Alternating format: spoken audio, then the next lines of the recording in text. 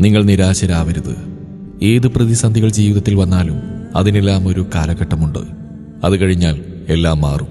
സൂര്യൻ അതിന്റെ കറുത്ത മറ നീക്കി പുറത്തു വരും പോലെ ഒരു രാത്രിക്ക് ശേഷം നല്ലൊരു പകലുണ്ടാവുന്നത് പോലെ, അതുപോലെ എല്ലാം സ്വന്തം കാൽ ചുവട്ടിലാണെന്ന് ധരിച്ച് മറ്റു മനുഷ്യ മനസ്സുകളെ വേദനിപ്പിക്കുന്നവരെ ഓർക്കുക.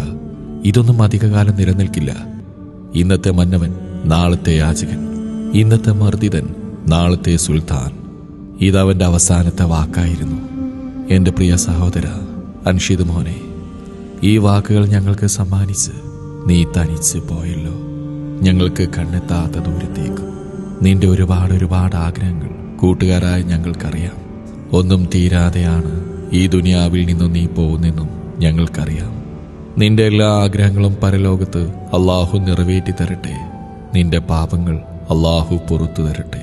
ആമീൻ യാ റബ്ബൽ ആലമീൻ. എന്നും പ്രാർത്ഥനയിലുണ്ടാവും നിന്റെ സ്വന്തം കൂട്ടുകാർ. തഖബ്ബലല്ലാഹു മിൻഹാ വ മിൻകും.